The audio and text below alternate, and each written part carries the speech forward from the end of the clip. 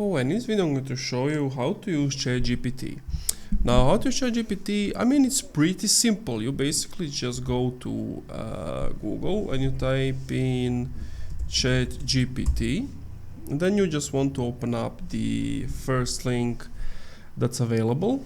And then you can do a lot of different things. So here's some pre-default stuff you can do. So like, let's click on this, brainstorm some edge cases. And then it gives you like some answers.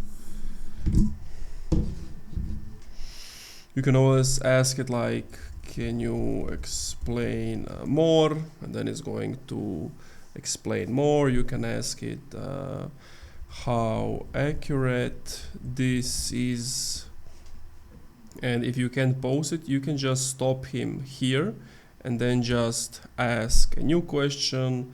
Let's just stop him again. We can ask him, how are you, whatever.